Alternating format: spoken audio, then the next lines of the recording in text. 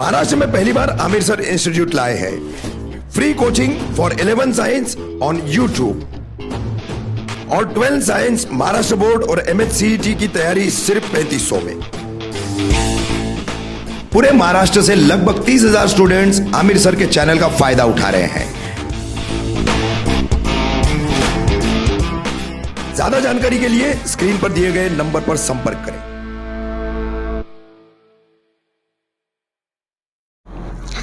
चलिए, तो हमारा क्या मुद्दा है? हमारा मुद्दा है स्ट्रक्चर ऑफ एटम। यही हमारा टॉपिक चल रहा है। स्ट्रक्चर ऑफ एटम में बेसिक चीज़ें हम लोगों ने देख ली।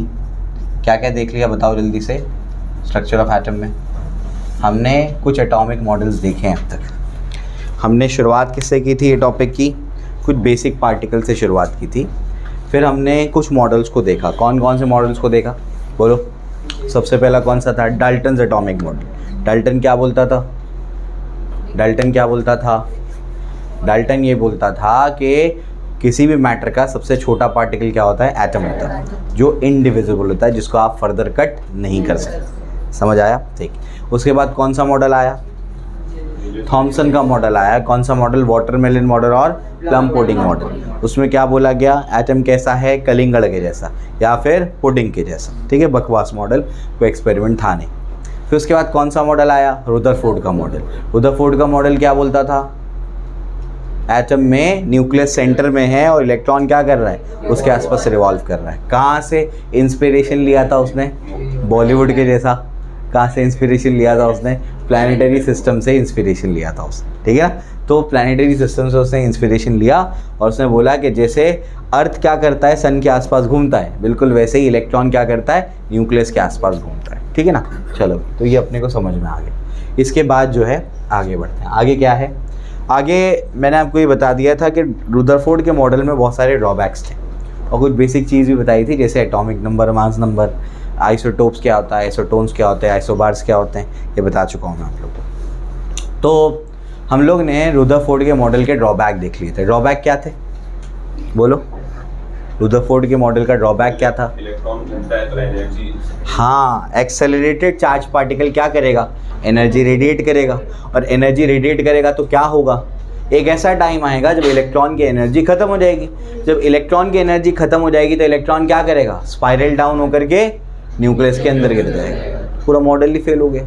मॉडल में क्या है? इलेक्ट्रॉन बाहर घूम रहा है, इलेक्ट्रॉन न्यूक्लियस के बाहर है। लेकिन इस केस में क्या हो जा रहा है? अगर ये थ्योरी लगाएंगे, मैक्सवेल की थ्योरी लगाएंगे, तब क्या होगा? इलेक्ट्रॉन कहाँ चले जाएगा? न्यूक्लियस के अंदर चले जाएगा। समझ आ रहा है? ठीक, ये अपने को क्लियर हो जाता है। इसके बाद जो है इसमें इलेक्ट्रॉन के अलग अलग शेल्स में कैसा डिस्ट्रीब्यूशन है, अलग अलग इलेक्ट्रॉन्स की अलग अलग एनर्जी है, ये भी एक्सप्लेन नहीं कर पाता था। ठीक है। फिर मैंने आपको वेव पार्टिकल ड्युअलिटी, जबकि ये रिड्यूस्ड है फिर भी मैंने आपको बताया कि हम लोगों को क्या पढ़ना है? इलेक्ट्रोमैग्नेटिक वेव्स के बारे में थोड़ा सा पढ़ना है, उसकी कुछ कैरेक्टरिस्टिक्स देखनी है, जैसे वेवलेंथ क्या है, फ्रीक्वेंसी क्या है, टाइम पीरियड क्या है, ये सारी चीज़ें मैंने आप लोगों को लास्ट टाइम बता दी थी। फिर मैंने आपसे कहा कि लाइट भी क्या है? एक इलेक्ट्रोमैग्नेटिक वेव है और लाइट भी कैसा बिहेव करती है? दो चीज़ों के जैसा, वेव के जैसा भी, पार्टिकल के जैसा। और अगर पार्टिकल के जैसा बिहेव कर रही है तो लाइट के पार्टिकल को क्या बोलते हैं? फोटोन। क्या बोलते हैं? फोटोन। और वो फोटोन में जो एनर्जी होती है वो कितनी होती है? h new. कितनी होती है? h new. समझ आ रहा है? ठीक है, चलो। h क्या है? Planck's constant. न्यू क्या है? फ्रीक्वेंसी। तो यहाँ तक अपने को बात समझ में आ गई है। तो आज हमारा मुद्दा है 4.5.2 line emission spectrum of hydrogen. Hydrogen का लाइन एमिशन स्पेक्ट्रम हम लोग को आज पढ़ना है। सबसे पहले ये बताओ कि स्पेक्ट्रम क्या होता है? किसी को पता है स्पेक्ट्रम क्या चीज़ है? स्पेक्ट्रम क्या होता है बोलो? स्पेक्ट्रम का मतलब होता है किसी भी चीज़ को एक ऑर्डर में लगा देना। अब तुम सबको खड़ा करके एक हाइट के हिसाब से खड़ा कर दूँ मैं, तो एक ऑर्डर में लग गए तुम लोग, हाइट का ऑर्डर है, वो एक स्पेक्ट्रम कहलाएगा। तो स्पेक्ट्रम क्या होता है? किसी भी चीज़ को क्या करना? एक ऑर्डर में लगाना, उसको क्या बोलते हैं? स्पेक्ट्रम बोलते हैं। समझ आया? ठीक है ना? तो स्पेक्ट्रम बेसिकली क्या है? किसी भी चीज़ को एक ऑर्डर में लगा देने को क्या कहते हैं? स्पेक्ट्रम कहते हैं। अब ये लाइन एमिशन स्पेक्ट्रम का मतलब क्या होता है उसको समझो अभी। ठीक, हम क्या करते हैं? हम एक ग्लास ट्यूब लेते हैं, स्पेशली डिज़ाइन ग्लास ट्यूब होता है ये। यहाँ पर तो लैब्स में आपको जनरली नहीं मिलेगा, लेकिन डिग्री कॉलेजेस जो होती है ना उनकी लैब्स में अवेलेबल रहता है। तो तो यहाँ पर हमने क्या कर दिया, हमने इलेक्ट्रिसिटी यहाँ से फ्लो करवाई, यानी करंट फ्लो करवाते, बैटरी लगा दी, तो यहाँ से क्या होगा, देखो पॉजिटिव से नेगेटिव की तरफ क्या होगा, करंट फ्लो होगा। और इसके अंदर क्या भर दिया, इसके अंदर भर दिया H2 गैस। क्या भर दिया, H2 गैस। H2 गैस मतलब क्या, हाइड्रोजन गैस, ठीक है ना। अब क्या, हाइड्रोजन गैस भर दिया और इसको क्या कर दिया, इसको एक्साइट कर दिया। एक्साइट करने का मतलब क्या, इसमें से मैंने करंट को फ्लो करा दिया। गैस में से भी करंट फ्लो हो सकता है, ये समझ में आ रहा है। आपका जो ये है आपका आसमान है, आसमान से ज़मीन की तरफ बिजली गिरती है, तो बिजली क्या है, करंट ही तो है, गैस से फ्लो हो रहा है ना। समझ आ रहा है क्या बोल रहा हूँ मैं, ठीक है ना। तो इसमें से क्या कर दिया हमने, इसको क्या कर दिया, करंट फ्लो कराया। या तो आप इस पर लाइट भी इंसिडेंट करा सकते हैं, या तो आप इसको हीट भी कर सकते हैं, तीनों तरीके। किसी भी तरीके से क्या कर दो, हाइड्रोजन गैस को क्या कर दो, हाइड्रोजन गैस के मॉलिक्यूल्स को एनर्जी दे दो। समझ आ रहा है, ठीक है ना। अब क्या हमने क्या कर दिया, इनको एनर्जी दे दिया। हीट भी कर सकते थे, लाइट भी इंसिडेंट करा सकते थे, करंट भी फ्लो करा सकते हैं। समझ आ गया, तीनों केसेस कोई भी एक तरीके से हमने क्या कर दिया, उसको एनर्जी दे दी, ठीक है ना। अब अगर मैं इसको एनर्जी दे देता हूं तो क्या होगा, एनर्जी देने के बाद ये एनर्जी पहले तो एब्जॉर्ब कर लेगा, उसके बाद क्या करेगा, कोई भी ऑब्जेक्ट हमेशा अपने पास एनर्जी को रखना नहीं चाहता, वो क्या करना चाहता है, एनर्जी को कम से कम करना चाहता है। एग्जाम्पल के तौर पे ये यहाँ पर अगर मेरे पास ये मार्कर ऐसे रखा हुआ है, ठीक है ना, अगर मैं क्या कर देता हूँ, अपना हाथ हटा देता हूँ, तो ये कहाँ जाएगा, ऊपर या नीचे, नीचे जाएगा। क्यों, क्योंकि अपनी पोटेंशियल एनर्जी कम करना चाहता है। सरफेस पे गिर जाएगा, सरफेस पे एक होल कर दो, कहाँ जाएगा, नीचे, ऊपर नहीं जाएगा, नीचे जाएगा। क्यों, क्योंकि नीचे जाएगा तो हाइट और कम होगी, पोटेंशियल एनर्जी और कम हो जाएगी। तो कोई भी सिस्टम क्या चाहता है, कोई भी सिस्टम चाहता है उसके पास एनर्जी कम से कम। समझ आ रहा है, ठीक है ना।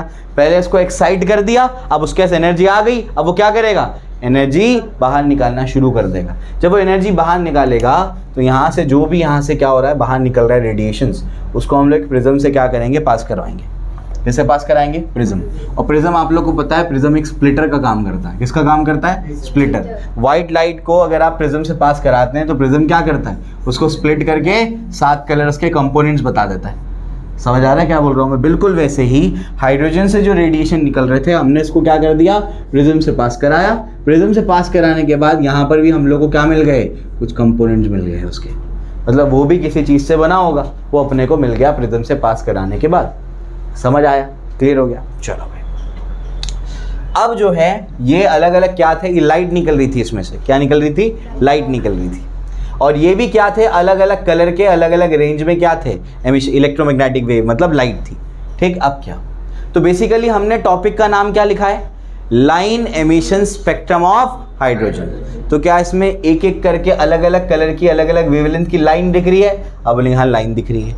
क्या ये एमिशन की वजह से आया, एब्जॉर्प्शन हुआ, उसके बाद इसने क्या कर दिया, एमिट करना शुरू किया रेडिएशन, तो लाइन एमिशन स्पेक्ट्रम। क्यों, स्पेक्ट्रम क्या होता है, किसी भी चीज़ को एक ऑर्डर में लगाना। तो ये जो अलग अलग वेवलेंथ की लाइन नजर आ रही थी वो एक ऑर्डर में लगी हुई थी। समझ आ गया। और एक किसको लिया गया, कौन सी गैस है, हाइड्रोजन गैस है। अब समझा, टॉपिक का नाम समझा कि line emission spectrum of hydrogen atoms. समझ में आ गई बात, क्लियर हो गया। तो फिर हमने इसकी स्टडी करना शुरू किया। इसकी स्टडी करते हम लोग को समझ में आ गया कि ऐसे तो बहुत सारी लाइन्स हैं, ऐसे तकरीबन 5 साइंटिस्ट ने इसकी स्टडी की। ठीक है ना, तो 5 साइंटिस्ट ने इसकी स्टडी की, अलग अलग रीजन में उन लोग को। देखो आपको ये कुछ नज़र आ रही होगी वेवलेंथ, 1 2 3 4, कुछ ऐसी भी होगी जो अल्ट्रावायलेट में होगी, कुछ ऐसी भी होगी जो इंफ्रारेड में होगी। समझ आ रहा है क्या बोल रहा हूँ मैं, जो अभी अपने को नज़र नहीं आ रही होगी, उसके लिए अपने को क्या करना पड़ेगा, स्पेशल इंस्ट्रूमेंट्स लगा करके देखना होगा। तो अलग अलग साइंटिस्ट ने उसको डिस्कवर किया। समझ आ गया, ठीक है ना। तो क्या सिर्फ हाइड्रोजन गैस को इसमें रख सकते थे ग्लास ट्यूब में, बोलो, कूलिज ट्यूब एक्चुअली कहते हैं इसको। क्या ये ट्यूब में सिर्फ हाइड्रोजन गैस रख सकते थे, नहीं, कोई भी गैस रख सकते थे, नाइट्रोजन, ऑक्सीजन। तो अगर नाइट्रोजन लेंगे तो क्या फिर टॉपिक का नाम बनेगा, line emission spectrum of nitrogen. Oxygen लेंगे तो line emission spectrum of oxygen. समझ आ रहा है, ठीक है ना। ये जो आपका स्पेक्ट्रम होता है, ये किसी भी गैस की फिंगरप्रिंट होती है। समझ में आ गया। फिंगरप्रिंट क्या होता है, किसी का मैच करता है क्या, नहीं मैच करता। तो हर गैस का जो एमिशन स्पेक्ट्रम होता है वो क्या होता है, अलग अलग होता है। समझ आ रहा है क्या बोल रहा हूँ मैं, क्लियर है। तो ऐसे ही अपने को पता लगता है कि जो अपना मून है वहाँ पर पानी है कि नहीं है, समझे। वाटर के वेपर्स बनते होंगे, उससे रेडिएशन आते होंगे, वो रेडिएशन को हम प्रिज्म से पास कराते हैं और पास करा करके देखते हैं कि ये बिल्कुल वाटर वाले पैटर्न बना रहे कि नहीं बना रहे। समझ आ गया? हमने अर्थ पे वाटर का पैटर्न करके देख लिया कि वाटर को रेडिएट करेंगे, वाटर मॉलिक्यूल्स को, तो ये वाला क्या बताएंगे, वो ये वाला पैटर्न बताते हैं। फिर मून से जो रेडिएशंस आ रहे हैं उनको चेक करते हैं, तो अगर वो वाला पैटर्न वो भी बता रहे हैं तो हम क्या बोलेंगे, मून पे पानी है। अब समझा? तो जा करके नहीं चेक करते मून पे पानी है कि नहीं, ऐसे चेक करते हैं। समझ आ रही बात? तो हर गैस का क्या होता है, ये एमिशन स्पेक्ट्रम, उसका फिंगरप्रिंट होता है, डिफरेंट होता है। उसका क्या है, फिंगरप्रिंट है। फिंगरप्रिंट समझाने के लिए मतलब वो डिफरेंट होता है। ठीक है, चलो भाई, तो यहाँ तक सबको क्लियर हो गया? ठीक है ना? तो हम किसी भी गैस को लेंगे, उसको क्या करेंगे, एनर्जी देंगे, वो एनर्जी एब्जॉर्ब करेगा, उसके बाद क्या करेगा, एमिट करना स्टार्ट करेगा। वो एमिशन को किससे पास कराएंगे, प्रिज्म से, और प्रिज्म से अपने को क्या मिल जाएगा, उसके अलग अलग कंपोनेंट मिल जाएंगे। कुछ कंपोनेंट, कुछ लाइनें अपने को नजर आएंगी और कुछ वेवलेंथ अपने को नजर नहीं आएंगी। वो अलग अलग रीजन में हमको बहुत कम दिखाई देता है ना, हमारी विजिबल रेंज बहुत कम है। समझ में आ गया? हमको ना तो इंफ्रारेड दिखाई देता है, ना तो अल्ट्रावायलेट दिखाई देता है। समझ आ रहा है क्या बोल रहा हूँ मैं? क्लियर है? तो हम लोगों को बहुत कम चीज़ें नज़र आती हैं, हमको बहुत सारी चीज़ें नज़र नहीं आती। तो यहाँ पर बहुत सारी ऐसी लाइंस है जो हम लोग को नज़र नहीं आती। अलग अलग साइंटिस्ट ने उस पर काम किया और उसके बारे में आपको इन्फॉर्मेशन याद रखनी है। समझा? क्लियर हो गया? 2019 में जो नीट में सवाल आया था वो ये था कि कौन सी सीरीज़ है जो आपको विजिबल रेंज में बताता है, जो आप मतलब आप बिना किसी इंस्ट्रूमेंट के देख लेंगे उसको। तो वो कौन सी सीरीज़ थी, बाल्मर सीरीज़। मतलब बाल्मर ने कौन सी लाइंस को डिस्कवर किया था, वो लाइंस को डिस्कवर किया था जो कौन सी रेंज में थी, विजिबल रेंज में। बाकी दूसरी जो आपको लाइंस नज़र नहीं आ रही होंगी वो अलग अलग साइंटिस्ट ने डिस्कवर किया है, वो मैं आपको बताता हूँ। मैं आपको याद रखने का ट्रिक भी बताता हूँ। ठीक है, क्लियर हो गया? चलो भाई, तो यहाँ तक सबको क्लियर है कि line emission spectrum of hydrogen क्या है। सबसे पहले ये क्लैरिटी आनी चाहिए, उसके बाद आगे बढ़ते हैं। आगे क्या है, अब देखो।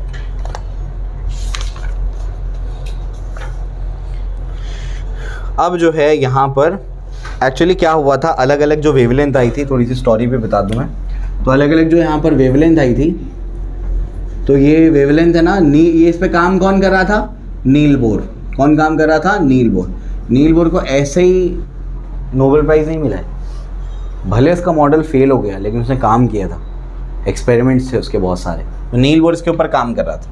तो इसने हाइड्रोजन गैस को एक्साइट किया, उसने क्या कर दिया, एनर्जी को, रेडिएशंस को बाहर क्या कर दिया, एमिट कर दिया। उसके बाद प्रिज्म से हमने पास कराया, यहाँ पर क्या मिल गया आपको, रेडिएशंस मिल गए। और जो अलग अलग आपको यहाँ पर लाइट मिल रही थी उसकी उसने क्या कर दिया, वेवलेंथ निकाला, λ1, λ2, λ3, λ4, ऐसे करके उसने क्या कर दिया, अलग अलग वेवलेंथ थी उसको क्या मिल गई, लाइट मिल गई। इलेक्ट्रोमैग्नेटिक वेव होती है लाइट, उसकी वेवलेंथ होगी। अब क्या, इसका स्टूडेंट था, वो था बाल्मर। कौन स्टूडेंट था, बाल्मर। अब ये क्लास में गया, हर साइंटिस्ट एक प्रोफेसर होता है, हर साइंटिस्ट क्या होता है, प्रोफेसर होता है। ठीक है, वो पढ़ाता है बच्चों को। तो बाल्मर उसका, ये भी सब बड़े बड़े साइंटिस्ट है, बाल्मर वगैरह भी। तो बाल्मर उसका एक स्टूडेंट था। क्लासरूम में जाकर के उसने बताया, देखो मैंने ऐसा ऐसा एक्सपेरिमेंट किया है और उसमें ये क्या आ रहा है, वेवलेंथ आ रही है। तो इनका कोई फॉर्मूला बन सकता है क्या, ये आपस में रिलेटेड हैं क्या? तो बाल्मर ने क्या किया, रात भर काम किया और रात भर काम करके उसने एक फॉर्मूला दे दिया। उसने बोला कि ये जो वेवलेंथ है ये इस फॉर्मूले से क्या है, रिलेटेड है। समझ आ गया? मतलब एक ही रात में क्या कर दिया, उसने फॉर्मूला जनरेट कर दिया कि इनमें क्या है, कुछ ना कुछ क्या है, रिलेशन है। समझे क्या बोल रहा हूँ मैं? ठीक है ना? तो वो फॉर्मूला क्या है, वो फॉर्मूला यहाँ पर उसने डिराइव कर लिया था। तो ये फॉर्मूले का आपको डेरिवेशन नहीं मिलेगा। समझे? ये फॉर्मूला कहाँ से आया था, बाल्मर ने एक रात में सोच समझ करके निकाल कर दिया था फॉर्मूला। ठीक है, क्लियर हो गया? सोचो कितना दिमाग वाला होगा, इसे नंबर के साथ खेल के उसने निकाल के दे दिया। तो 1/λ इज़ 109,677, ये सब सेंटीमीटर में, इस वजह से ऐसा है। और ये हो जाएगा 1/n1 का स्क्वायर माइनस 1/n2 का स्क्वायर, और ये ये आपका आएगा पर सेंटीमीटर। ठीक है, क्योंकि 1/λ है। और 1/λ को वेव नंबर भी तो बोलते, बताया था मैंने। 1/λ क्या होता है, न्यू बार होता है। ठीक है ना? तो ये जो है इसका फॉर्मूला है जो बाल्मर ने निकाल करके दे दिया था कि ये जो वेवलेंथ आपको मिल रही है अलग अलग, वो ये फॉर्मूले से क्या है, रिलेटेड है। अब इसका मतलब क्या है वो आपको समझाता हूँ, पहले आप इसको कॉपी कर लो जल्दी से।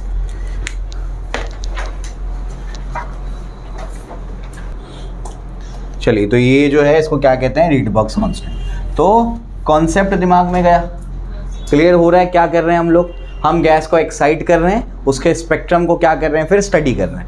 क्लियर हो गया? ठीक है ना? चलो, तो ये अपने को समझ में आ रहा है, आगे बढ़ते हैं।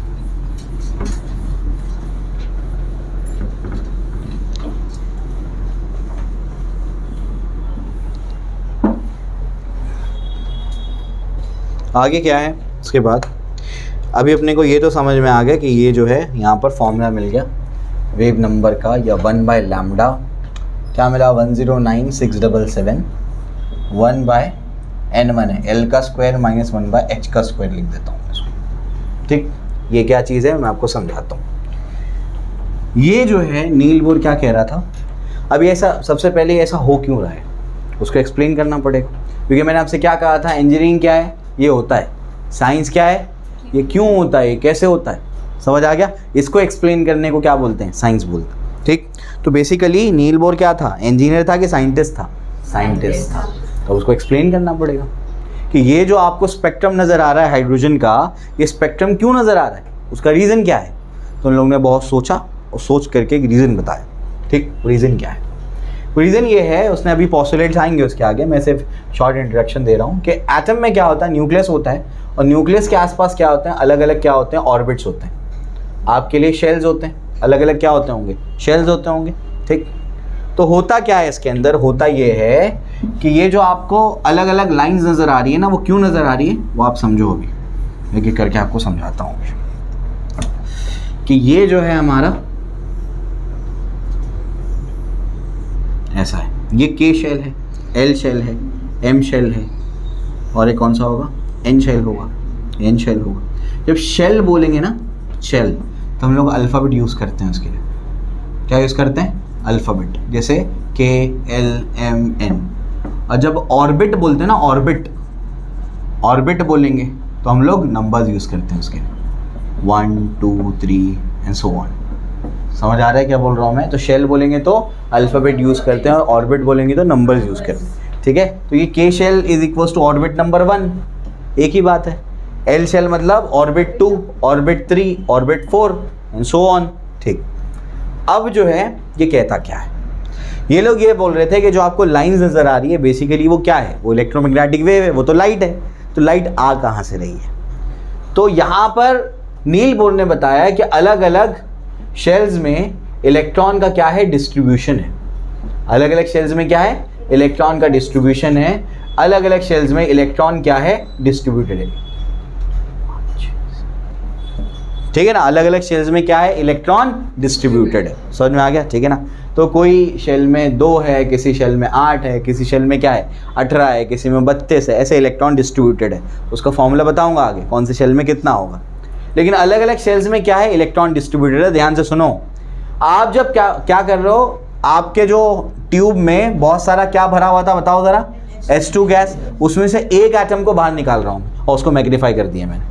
समझ आ गया, एक एटम को बाहर निकाला और क्या कर दिया, मैग्नीफाई कर दिया। आप इसको क्या कर रहे थे, यहाँ से एनर्जी दे रहे थे, एनर्जी देने से क्या हो गया, एक्साइट हो गया। एक्साइट होने से क्या होगा, एक्साइट होने से ये होगा कि फॉर एग्जांपल यहाँ का जो इलेक्ट्रॉन है, फर्स्ट शेल का जो इलेक्ट्रॉन है, वो एक्साइट होकर के कहाँ चले जाएगा, थर्ड शेल में चले जाएगा। एनर्जी मिली ना, एनर्जी मिली तो क्या करेगा इलेक्ट्रॉन, इलेक्ट्रॉन ट्रांजिशन मारेगा, मतलब ट्रांजिट करेगा। मतलब क्या, नीचे वाले शेल से कहाँ चले जाएगा, ऊपर वाले शेल में चले जाएगा। क्यों, एनर्जी आ गई। समझ आता है, ठीक है ना। लेकिन कोई भी सिस्टम अपने पास एनर्जी रखना चाहता है या रिलीज कर देगा, रिलीज कर देगा।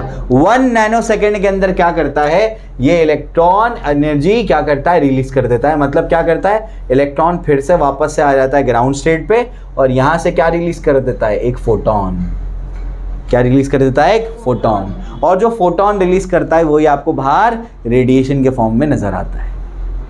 अब समझ आ गया। तो हो क्या रहा होगा, उसमें तो अरबों, जो आपका क्या है, ग्लास ट्यूब है, पोलिस ट्यूब है, उसमें अरबों खरबों क्या है, हाइड्रोजन एटम्स है। आपने उनको एनर्जी दी, एनर्जी देने से क्या हो गए, एटम्स में से इलेक्ट्रॉन क्या हो गए, एक्साइटेड स्टेट में आ गए। अब क्या होगा, इलेक्ट्रॉन क्या करेगा, लोअर एनर्जी लेवल से हायर एनर्जी लेवल पे जंप करेगा एनर्जी लेके, और उसके बाद क्या करेगा, 1 नैनो सेकेंड के अंदर वापस नीचे आ जाएगा। और क्या करेंगे वो लोग, हाँ, फोटॉन्स रिलीज करेंगे। और वही आपको बाहर लाइट निकलती हुई नजर आ रही थी। समझ आ रहा है क्या बोल रहा हूँ मैं। उसी लाइट को आपने क्या कर दिया, प्रिज्म से पास करा दिया, फिर आपको अलग अलग लाइट नजर आई। अभी अलग अलग लाइट क्यों नजर आ रही होगी, ये सोचना शुरू किया उन लोगों ने। तो उन लोग ने ये सोचा कि अलग अलग लाइट इसलिए नजर आ रही होगी क्योंकि कोई इलेक्ट्रॉन 1 से 2 पे जाता होगा, और कोई इलेक्ट्रॉन 1 से 3 पे जाता होगा, कोई इलेक्ट्रॉन 2 से 4 पे जाता होगा, कोई इलेक्ट्रॉन 1 से 4 पे जाता होगा। समझ आ रहा है क्या बोल रहा हूँ मैं? तो जब अलग अलग शेल से इलेक्ट्रॉन क्या करेंगे, जंप करेंगे, तो फोटोन भी क्या होगा, अलग अलग होगा। अब समझ आ गया? इस वजह से आपको क्या नज़र आ रही है, डिफरेंट डिफरेंट लाइन नज़र आ रही है। समझे? कोई 4 से 1 पे गिर गया होगा, कोई 3 से 2 पे गिर गया होगा, कोई 2 से 1 पे गिर गया होगा। कुछ समझ आ रहा है क्या बोल रहा हूँ मैं? ठीक है ना? कोई 4 से 3 पे आया होगा, तो सबके फोटोन क्या होंगे, डिफरेंट होंगे। इस वजह से आपको लाइंस भी डिफरेंट नज़र आ रही है। समझ आ गया? ऐसी कितनी शेल्स होती हैं, इनफाइनाइट होती हैं। मैंने तो 4 आपको समझाने के लिए बनाई। अब समझ आ गया तो कितनी इनफाइनाइट पॉसिबिलिटी हो गई फिर तो। समझ आ रही बात? ठीक है ना? तो ये जो है फॉर्मूला, ये फॉर्मूला आपको बताता है कि जो फोटोन आया है उस फोटोन की वेवलेंथ कितनी है। उस फोटोन की वेवलेंथ आप कैसे निकालेंगे, 109677 इंटू 1 बाय जो भी लोअर एनर्जी लेवल था। फॉर एग्जाम्पल वो जाता है 3 से 1 पे आता है, तो लोअर एनर्जी लेवल क्या है 1 और हाई एनर्जी लेवल क्या है 3। तो यहाँ 1 पुट करोगे, यहाँ 3 पुट करोगे। अब समझा? ये मतलब है इसका। क्लियर हो गया? समझ आ गया? तो बेसिकली हम क्या कर रहे हैं बताओ, हम कोई भी गैस ले रहे हैं। यहाँ पर हम कौन सी गैस ले रहे हैं, हाइड्रोजन, क्योंकि बोर का मॉडल सिर्फ हाइड्रोजन और हाइड्रोजन लाइक स्पीशीज पे अप्लाई होता है, वरना अप्लाई नहीं होता बोर का मॉडल। ठीक है ना? चलो भी, तो हमने क्या लिया, हाइड्रोजन। हाइड्रोजन को क्या कर दिया, एनर्जी दे करके एक्साइट कर दिया। इलेक्ट्रॉन कहाँ जाएंगे, हाई एनर्जी लेवल पे, फिर क्या होंगे, लोअर एनर्जी लेवल पे जंप करेंगे और क्या रिलीज कर देंगे, फोटोन। और वो आपको किसके फॉर्म में नजर आएगा, लाइट के फॉर्म में। वो आप किससे पास कराएंगे, प्रिज्म से। आपको क्या मिलेगा, उसके कंपोनेंट। हम उसको क्या बोलेंगे, line emission spectrum of hydrogen. समझ आया? क्लियर हो गया? अलग अलग लाइंस क्यों नजर आ रही होंगी, बोलो, अलग अलग लाइंस क्यों नजर आ रही होंगी, क्योंकि अलग अलग एनर्जी लेवल से ट्रांजिशन हुआ है, इस वजह से अलग अलग लाइन नजर आ रही होंगी। समझ आ गया? ठीक है ना? इसको कहते हैं बोर्स थ्योरी। थ्योरी बनानी पड़ती है ना अपने को। वायर के अंदर इलेक्ट्रॉन मूव कर रहा है तभी करंट फ्लो हो रहा है, ये क्या है, किसी ने देखा है कि वायर के अंदर जाके? थ्योरी है, ऐसा होता होगा, ऐसे ही होता होगा। लेकिन फिजिक्स ठोस चीज़ों के बारे में बात करता है, फिजिक्स एक्सपेरिमेंटली भी प्रूव करता है। केमिस्ट्री ऐसा होता होगा मान लो, फिजिक्स ऐसा नहीं है। फिजिक्स पहले क्या करता है, ऐसा होता होगा, फिर क्या करेगा, एक्सपेरिमेंटली प्रूव करके बताएगा उसको। समझा? ठीक है ना? चलो, जब तक कोई चीज़ एक्सपेरिमेंटली प्रूव नहीं है फिजिक्स में, वो डाइसी है, डामाडोल है, पक्का नहीं है फिजिक्स में। ठीक है? क्लियर हो गया? चलो भी, तो यहाँ तक सबको समझ में आती बात। ठीक है ना? तो ये मैंने आपको समझा दिया कि इसका मतलब क्या है फॉर्मूले का। ठीक है ना? यानी जो भी यहाँ पर फोटोन निकल रहा होगा, उस फोटोन का अगर हम लोग को क्या निकालना है, वेवलेंथ निकालना है, तो ये फॉर्मूला हमारे पास है। ठीक है ना? क्लियर हो गया? यहाँ तक अपने को फोटोन की वेवलेंथ का फॉर्मूला बताओ। इसको क्या बताया था, एच न्यू, और ये क्या बताया था, एच सी बाय लैम्बडा। तो फोटोन के पास भी क्या होती है, वेवलेंथ होती है, उसकी वेवलेंथ निकालने का ये फॉर्मूला है। तो अपने को बस क्या पुट करना है, कहाँ से कहाँ जंप किया उसने, ये वैल्यू को पुट कर दो, बाकी सॉल्व करके निकाल लो। समझ आई बात? क्लियर हो गया ना? चलो, इसको जल्दी से कॉपी कर लो, फिर उसके बाद मैं आपको ये याद करा देता हूँ, सीरीज स्पेक्ट्रम। अब देख लो, अब डिफरेंट सीरीज अपने को याद रखनी है कि कौन से ऑर्बिट से कौन से ऑर्बिट पे गिरेगा इलेक्ट्रॉन, तो कौन सी सीरीज बनाएगा और वो कौन सी रेंज में होगी, विजिबल में, अल्ट्रावायलेट में, इंफ्रारेड में, कहाँ पर।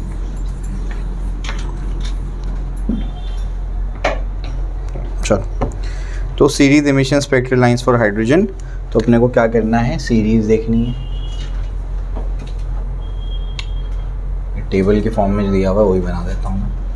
फिर ये लोअर एनर्जी लेवल क्या होगा, हायर एनर्जी लेवल क्या होगा, और उसके बाद स्पेक्ट्रल रीजन क्या होगा।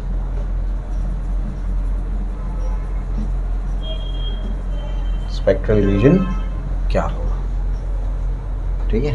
चलो, तो इस तरीके से अपने को क्या करना है, इसको देखना है। तो अलग अलग सीरीज़ में देखो कैसे करेंगे, क्या करेंगे अब इसमें। सबसे पहला क्या है, सबसे पहली सीरीज़ है लेमान सीरीज़ या लाइमन सीरीज़। ठीक है? तो लाइमन सीरीज़, तो लाइमन सीरीज़ में क्या है, लोअर एनर्जी लेवल जो होगा ये 1 होगा। क्या मतलब, इलेक्ट्रॉन आकर के कहाँ गिरेगा, सेकेंड से फर्स्ट पे गिरेगा, या थर्ड से फर्स्ट पे गिरेगा, या फोर्थ से फर्स्ट ऑर्बिट पे गिरेगा, या इन्फिनिटी से फर्स्ट पे गिरेगा। समझ आ रहा है? ठीक है ना? और हायर एनर्जी लेवल क्या होगा, इसमें L = 1 होगा सिर्फ, और higher energy level 2, 3, 4 up to कहाँ तक हो सकता है, इन्फिनिटी। यानी कोई भी हायर ऑर्बिट से इलेक्ट्रॉन कहाँ गिरेगा, फर्स्ट पे ही गिरेगा। समझ आ गया? ठीक है ना? तब जो सीरीज बनेगी इसको क्या बोलेंगे, लेमान सीरीज। और ये कौन से रीजन में होगा, अल्ट्रावायलेट रीजन में होगा। ठीक, समझ में आ गया? यानी ये आपको नज़र आने वाला नहीं है। ठीक है, चलो भाई। इसके बाद सेकंड कौन सा है? Balmer series. तो बाल्मर सीरीज में ये देखो, यहाँ पर L = 1 है, यहाँ पर क्या होगा? L = 2। मतलब इलेक्ट्रॉन जो है वो किसी भी हायर ऑर्बिट से, हायर ऑर्बिट कौन होगा बताओ अभी? 3, 4, 5, 6 अप टू इन्फिनिटी, उससे कहाँ गिरेगा? सेकंड पे ही गिरेगा। तो 3 से सेकंड पे, 4 से सेकंड पे, 5 से सेकंड पे, 6 से सेकंड पे गिरेगा। कहाँ पर? सेकंड पे गिरेगा। समझ आ रहा है? ठीक है ना? चलो, तो L = 2 और हायर एनर्जी लेवल क्या होगा? 3, 4, 5 अप टू इन्फिनिटी। समझ में आ गया? और ये कौन सा है? कौन सी रेंज है? विजिबल रेंज है। समझ आ रहा है? ठीक है, चलो। उसके बाद तीसरा है आपका पैशन। तीसरा क्या है? पैशन में क्या होगा? लोअर एनर्जी लेवल 3, मतलब इलेक्ट्रॉन कहाँ करके गिरेगा? थर्ड पे ही गिरेगा। कई एक्सपेरिमेंट्स करने के बाद ये उसका फाइनल कंक्लूजन है जो आपको याद करा दिया जाता है। ठीक, क्लियर हो गया? तो थर्ड पे आके गिरेगा। हायर एनर्जी लेवल क्या होगा बताओ ज़रा? 4, 5, 6 अप टू इन्फिनिटी। ये कौन सा है? इंफ्रारेड। कौन सा रीजन? इंफ्रारेड। ठीक है ना? उसके बाद क्या? ये आपका ब्रैकेट सीरीज। क्या है? Brackett series. ब्रैकेट सीरीज में क्या होगा बताओ? ब्रैकेट सीरीज में होगा लोअर एनर्जी लेवल क्या होगा? 4, हायर एनर्जी लेवल क्या होगा? 5, 6, 7 अप टू इन्फिनिटी। ये भी क्या होगा? इंफ्रारेड। और लास्ट में आपका है पी फंड सीरीज। ठीक है, पी फंड सीरीज में क्या होगा? Lower energy level 5, higher energy level क्या होगा? 6, 7, 8 अप टू इन्फिनिटी। ये भी क्या होगा? इंफ्रारेड। समझा? क्लियर हो गया? अब उसको याद रखने का तरीका क्या है? ला बाल्मर पैसा फ्रॉम बैंक फंड। ठीक है, तो क्या ट्रिक है उसको याद करने की? ला बाल्मर पैसा फ्रॉम कुछ नहीं है उसमें, फ्रॉम बैंक फंड। समझा? ठीक है ना? तो इस हिसाब से देखो, जैसे सीक्वेंस में वैसे एल का वैल्यू लगा देना 1, 2, 3, 4, 5। बाकी यहाँ पर एच में क्या करते हैं? उसके एक आगे का वैल्यू। समझे? क्लियर हो गया? 2019 में सवाल क्या आया था? कौन सी सीरीज विजिबल रेंज में? बाल्मर। समझ आ गया? ठीक है ना? बाल्मर की भी सभी लाइंस विजिबल में नहीं है। कुछ लाइंस आप लोगों को नहीं नज़र आती है, लेकिन वो सब हायर लेवल का पार्ट है, वो सब नहीं आता, इतना नहीं डेप्थ में जाके पूछते हैं। ठीक है, तो जो किताबों में दिया है वो रट लेने का कि कौन सा विजिबल रेंज में? बाल्मर। समझे? ये कोई सवाल है? ये 1 मिनट लगेगा ये सवाल को हल करने। फिर चलो भाई, तो ये तुमको याद रखना है। ठीक, तो ट्रिक याद रखना। ट्रिक क्या है? ला बाल्मर पैसा फ्रॉम कुछ नहीं है इसमें, फ्रॉम बैंक फंड। ठीक है, चलो भाई याद कर लो, टेबल बना लो जल्दी से। तो ये बहुत इंपॉर्टेंट टेबल है, इसकी ट्रिक मैं आपको बता चुका हूँ, इसको बहुत अच्छे से याद करना है आपको। ठीक है, चलिए तो अब जो है आगे बढ़ते हैं। अब क्या है? अब हम लोगों को बोर का मॉडल पढ़ना है, इसके कुछ पोस्टुलेट्स पढ़ने हैं। पोस्टुलेट्स क्या होते हैं? बोलो। 9th स्टैंडर्ड में पढ़ते हो ना, ज्योमेट्री के एक्सियम्स एंड पोस्टुलेट्स। क्या होते हैं पोस्टुलेट्स? बोलो। रूल होते हैं पोस्टुलेट्स। तो रूल लिख देते चुपचाप। पॉइंट्स उसके क्या कंक्लूजन निकला उसको पोस्टुलेट बोलते हैं। पोस्टुलेट क्या होता है? जिसमें दिक्कत आती है उसको पोस्टुलेट बोलते हैं। बोलो भाई, अरे बोलो। पोस्टुलेट्स ऐसे पॉइंट्स को बोलते हैं जिसका जो थियरी देने के पहले पॉइंट्स, जिसका कोई प्रूफ नहीं होता है, बस ये एक्सपेरिमेंट से आया, थ्योरेटिकल कोई प्रूफ नहीं है। समझे? तो जिसका कोई प्रूफ नहीं होता उसको क्या बोलते हैं? पोस्टुलेट बोलते हैं। पर उसको मान लेने का। ये क्या है? पॉइंट है, मान लो ये पॉइंट है। ठीक है, ये क्या है? ये लाइन है, मान लो ये लाइन है। क्या प्रूव करोगे तुम उसको? नहीं कर सकते ना। एक पॉइंट से कितनी लाइन पास हो सकती है? बोलो। इनफाइनाइट। कितनी पास हो सकती है? इनफाइनाइट। ये तो पोस्टुलेट पढ़े हो ना, 9th स्टैंडर्ड में पढ़ाते हैं या पोस्टुलेट। समझे? कोई प्रूफ थोड़ी है, मान लो उसको। समझे? उसको पोस्टुलेट कहते हैं। इसका कोई प्रूफ नहीं होता, बस मान लेने का उसको पोस्टुलेट कहते हैं। ठीक है ना? चलो, तभी तो गड़बड़ हो गई, अभी गड़बड़ होगी ना। तो पॉस्टुलेट्स ऑफ बोर्स थ्योरी ये हम लोगों को पढ़ना है। देखो बिल्कुल रीसेंट टॉपिक है, 1913 में हुआ ये, है ना, 1913 में इसने ये बताया हम लोग, अभी अभी की तो बात है, ठीक है। चलो 1913 मतलब अभी तो हुआ, 100 साल भी तो नहीं हुआ ना, 100 साल भी, 100 साल हो गया, 100 साल हुआ तो 100 साल मतलब क्या, हम न्यूटन की चीज़ें पढ़ रहे हैं, वो तो 1600 की चीज़ें, समझ रहा है तुम लोग को। अरे जो हम लोग सेंट्रीपिटल फोर्स पढ़ते हैं, सर्कुलर मोशन पढ़ते हैं, न्यूटन लॉ ऑफ मोशन पढ़ रहे हैं, वो कहाँ का पढ़ रहे हैं, 1600 का पढ़ रहे हैं, समझ आ गया।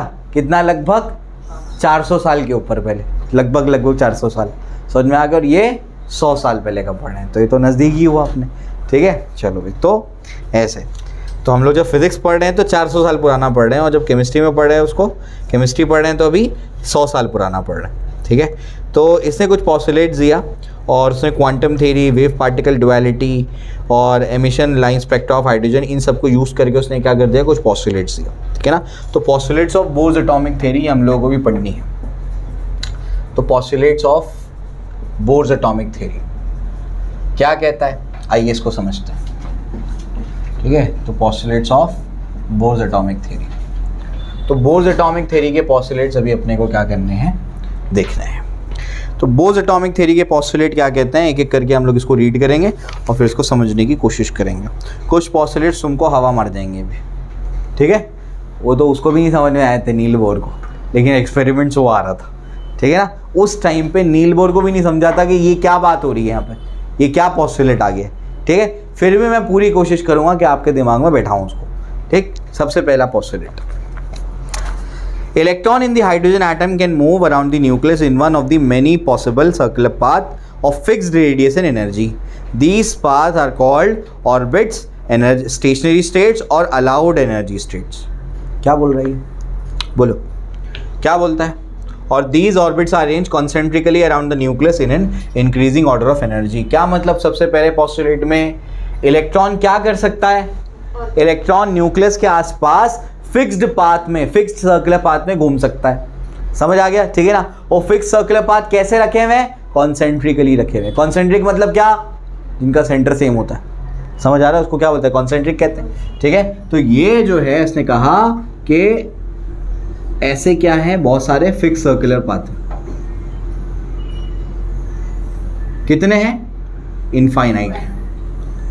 और जैसे जैसे आप आगे के पाथ पे जाएंगे तो उसकी एनर्जी क्या होगी, बढ़ती जाएगी। ये इसकी एनर्जी E1 है, इसकी E2, E3, E4, E5 up to कहाँ तक जाएगा, E इन्फिनिटी, समझे। सबसे ज़्यादा एनर्जी किसकी होगी, E इन्फिनिटी वाले।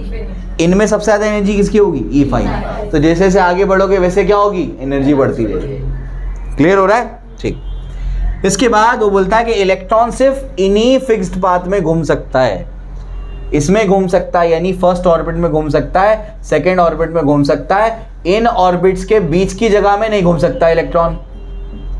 समझ आ रहा है क्या बोल रहा हूं मैं, समझ आ रहा है क्या बोल रहा हूं मैं, कि इलेक्ट्रॉन क्या कर सकता है, इलेक्ट्रॉन ये सिर्फ फिक्स्ड ऑर्बिट है ना, उन्हीं में घूम सकता है, उनके बीच की जगह में नहीं घूम सकता। जैसे तुम कहाँ बैठ सकते हो, चेयर पे बैठ सकते हो, वहीं बैठ सकते हो ना, नीचे थोड़ी बैठोगे, समझ में आ गया। तो ये अलाउड एनर्जी स्टेट नहीं है, वो अलाउड एनर्जी स्टेट है, कुछ समझ आ गया। तो इलेक्ट्रॉन कहाँ घूमेगा, फिक्स्ड ऑर्बिट में घूमेगा, और सिर्फ वहीं घूमेगा, ऑर्बिट्स के बीच की जगह में नहीं घूम सकता, समझ आया, ठीक। चलो तो सबसे पहला पॉइंट फिर से रीड करते हैं, क्या है बोलो।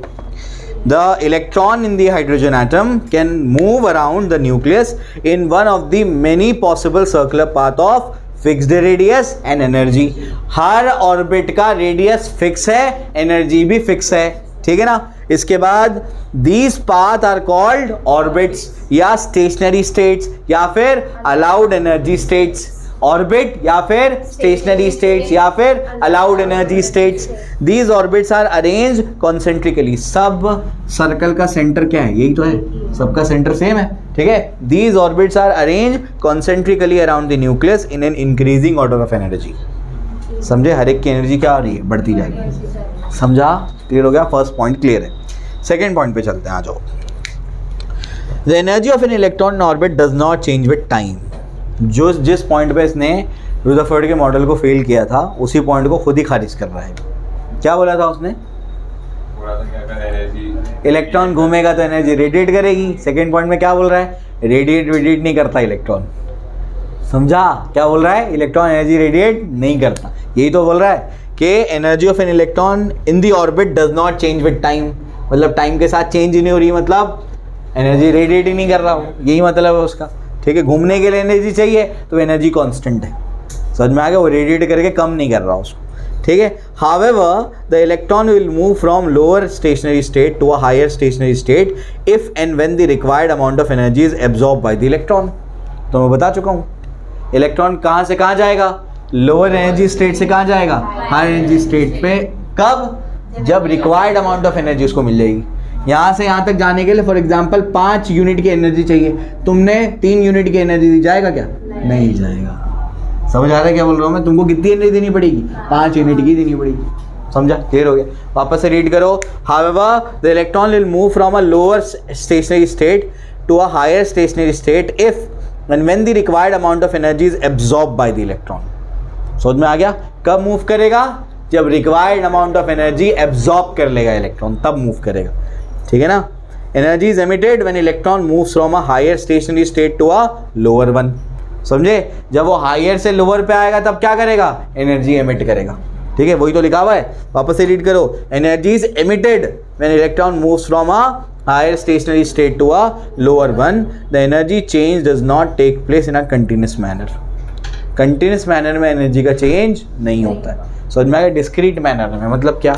इधर पे एनर्जी 1 है, ठीक है, तो इधर पे 2 होगी, इधर पे 3 होगी, ऐसे नहीं है। इधर पे होगी 1.5, इधर पे होगी कुछ 4, इधर पे होगी 7, इधर पे होगी कुछ 10.2। समझ आ रहा है? कंटिन्यूस मैनर में नहीं है, डिस्क्रीट मैनर में। कैसे मैनर में? डिस्क्रीट मैनर में। तो एनर्जी का चेंज कैसा है? डिस्क्रीट मैनर में, कंटिन्यूस मैनर में नहीं है यहाँ पे। ठीक है, चलो भाई, तो ये अपने को समझ में आ गया। सेकेंड पॉइंट क्लियर हुआ, कोई डाउट नहीं इसके अंदर। फर्स्ट पॉइंट में क्या बोला? फर्स्ट पॉइंट में इलेक्ट्रॉन न्यूक्लियस के आसपास घूम सकता है एटम में। कहाँ घूमेगा?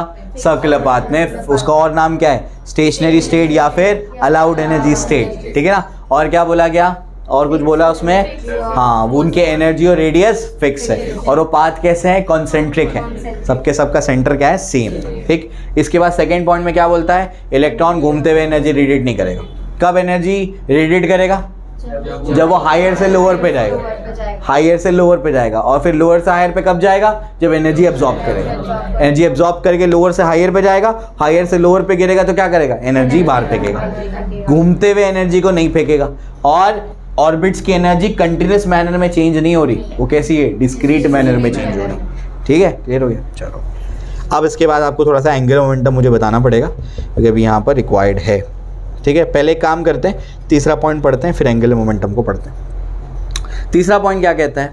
The frequency of radiation absorbed or emitted when transition occurs between the two stationary state that differs in energy by delta E is given by the following expression।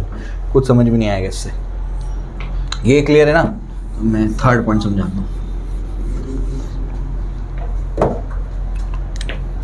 Nucleus है, ये ध्यान दो बॉयज, हमारे पास क्या है? ऐसे एक न्यूक्लियस है, एक एटम है, न्यूक्लियस है, उसमें अलग अलग एनर्जी स्टेट है। ध्यान सुनो, ये ऑर्बिट 1 है, ये ऑर्बिट 2 है, ये ऑर्बिट 3 है।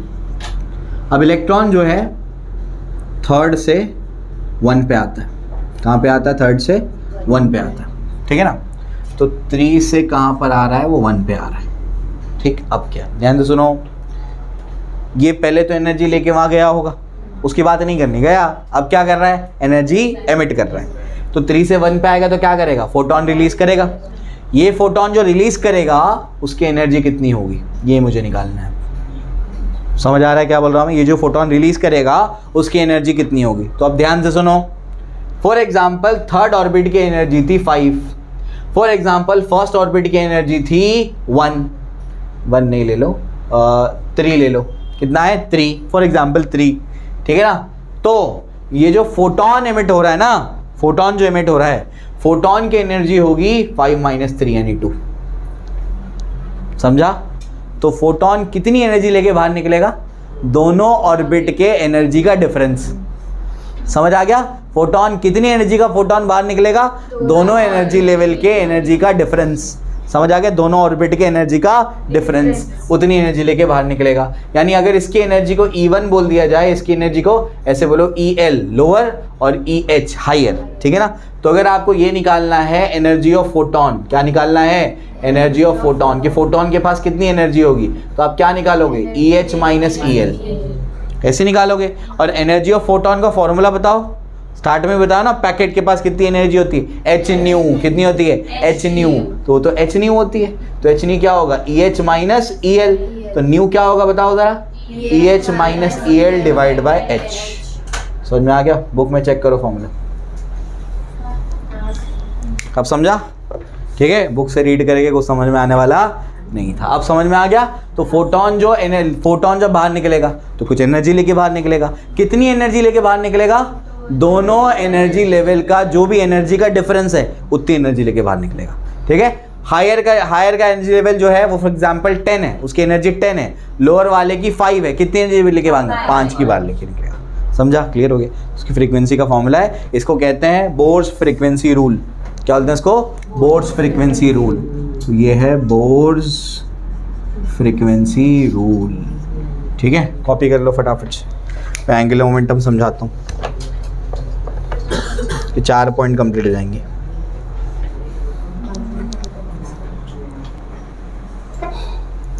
ठीक है, तुमको मैं समझाता हूँ, आओ।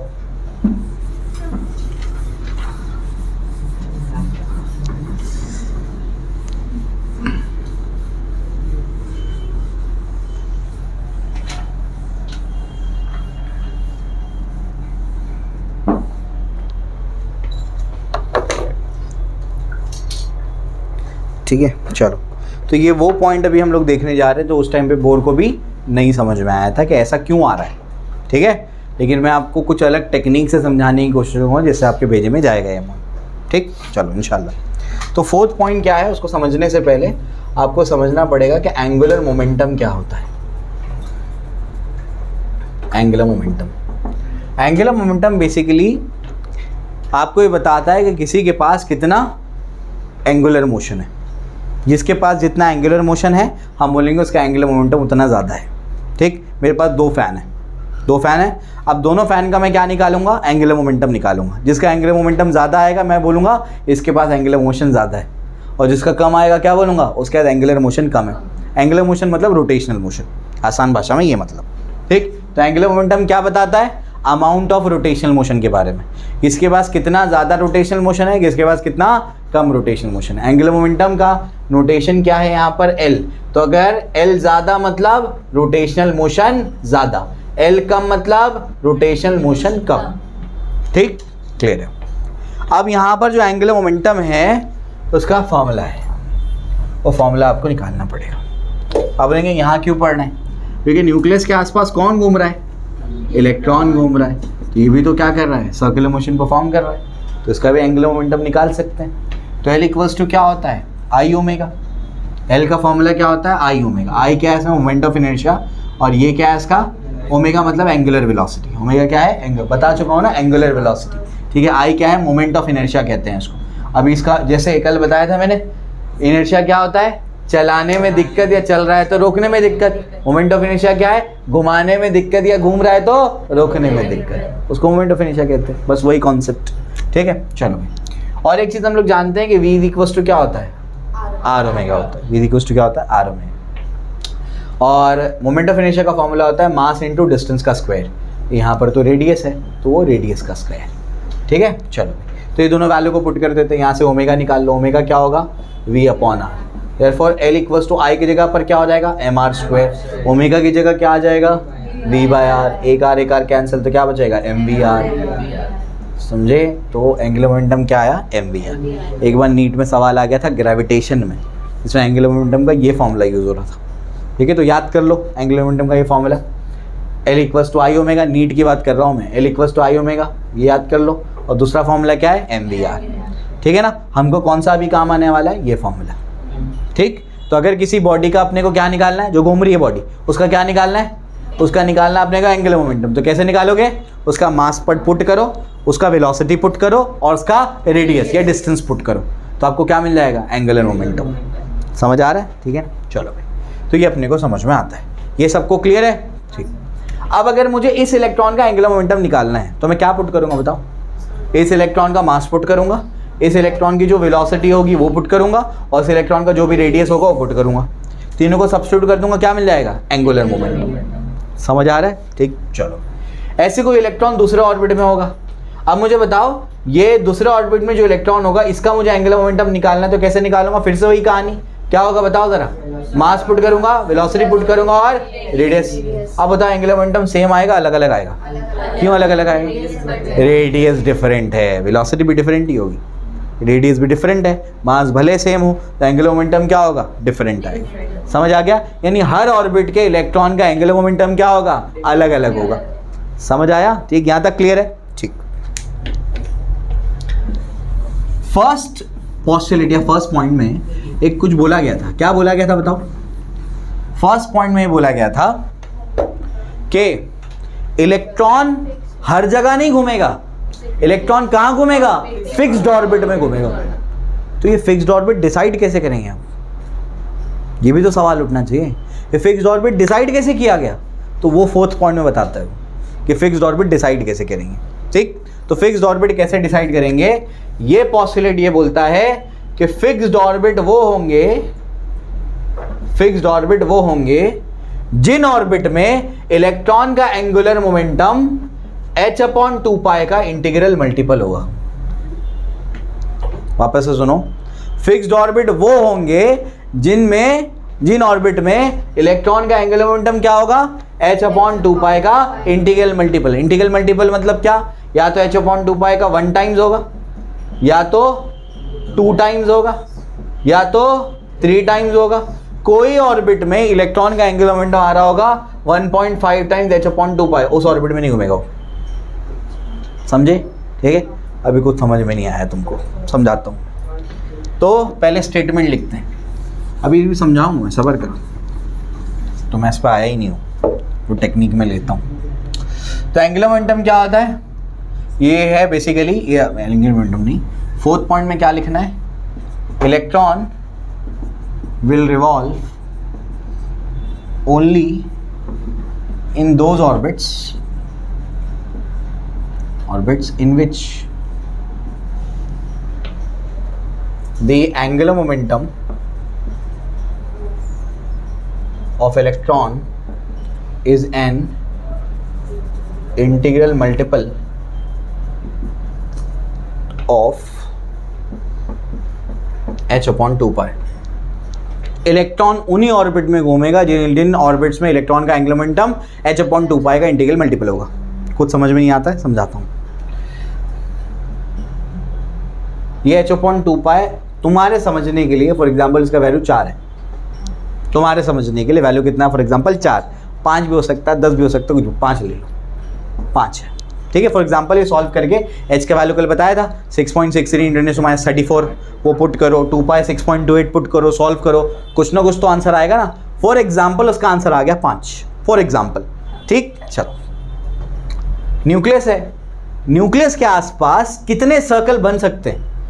इनफाइनाइट सर्कल बन सकते हैं। तो इमेजिन करो कि यहाँ पर एक रिंग, उसके बाजू में एक रिंग, उसके बाजू में एक रिंग, उसके बाजू में एक रिंग, यानी रिंग का मैंने क्या कर दिया? बिल्कुल सटी हुई रिंग्स बना दी। सटी हुई बिल्कुल क्या कर दी? रिंग्स बना दी। रिंग्स के बाजू में रिंग्स बना दी। ये सब के सब क्या है? एनर्जी लेवल है। सब के सब क्या है? Energy level. लेकिन इलेक्ट्रॉन हर एनर्जी लेवल में नहीं घूम सकता है। इलेक्ट्रॉन कुछ ही एनर्जी लेवल्स में घूम सकता है। समझ आ रहा है क्या बोल रहा हूं मैं? तो इमेजिन करो, एक हमारे पास बहुत छोटी सी चक्री है ना, उसके बाजू में एक, उसके ऊपर एक और रिंग, मतलब उसके बिल्कुल उसको सटी हुई एक और रिंग, उसके ऊपर एक और रिंग, उसके ऊपर एक और रिंग। समझ आ रहा है क्या बोल रहा हूं? बहुत सारे रिंग्स का क्या है यहाँ पर? मैंने क्या कर दिया? कॉम्बिनेशन रख दिया। बहुत सारे रिंग्स को मैंने यहाँ पर जमा कर दिया। समझ आ गया? रिंग के बाजू में रिंग, उससे थोड़ी बड़े रेडियस की, फिर उससे और थोड़े बड़े रेडियस की। इमेजिन कर पा रहे हो क्या बोल रहा हूँ मैं? ठीक है ना? ऐसे कुछ चक्री बन गई है वहाँ पे। ठीक है ना? चलो भाई, अब क्या आगे बढ़ते हैं, ध्यान सुनो। अब ऐसे तो कितने इनफाइनाइट है, इलेक्ट्रॉन हर चक्री में नहीं घूम सकता। इलेक्ट्रॉन क्या करेगा? स्पेसिफिक कोई कोई चक्री में घूमेगा। अब वो चक्री की खासियत क्या है वो बताता हूँ मैं, यानी उस रिंग की खासियत क्या है वो बताता हूँ मैं। हम क्या करेंगे? हर एक ऑर्बिट में क्या निकालेंगे? हर एक ऑर्बिट में इलेक्ट्रॉन का क्या निकालेंगे, एंगुलर मोमेंटम। फर्स्ट ऑर्बिट में निकालते हैं कि mvr से निकालेंगे। कैसे निकालेंगे, mvr। तो फर्स्ट ऑर्बिट में क्या करेंगे, इलेक्ट्रॉन का बोलो सबसे नजदीक और मास पुट करेंगे, उसकी वेलोसिटी, उसका रेडियस। समझ में आ गया, वेलोसिटी रेडियस का भी फॉर्मूला है, वो भी हम लोग पुट कर सकते हैं। तो उस वजह से हम लोग ने निकाला, इसका कुछ वैल्यू आ गया, इसका कुछ वैल्यू आ गया, फॉर एग्जाम्पल 2 आया। फर्स्ट ऑर्बिट एंगुलर मोमेंटम कितना है, 2। क्या 2 5 का मल्टीपल है, 5 का मल्टीपल तो क्या 5 के टेबल में 2 आता है, तो फर्स्ट ऑर्बिट में नहीं घूम सकता, यानी इसके बिल्कुल सटा हुआ ऑर्बिट उसमें नहीं घूम सकता। समझा। सेकेंड ऑर्बिट के लिए फिर से निकालेंगे mv2r2, इसका कितना आ गया वैल्यू 2.5। क्या ये 5 के टेबल में आता है, नहीं आता है, सेकेंड ऑर्बिट में नहीं घूम सकता। समझ आ गया, ठीक है ना। उसके बाद थर्ड ऑर्बिट में निकाला, क्या आएगा mv3r3, इसका वैल्यू आ गया 5।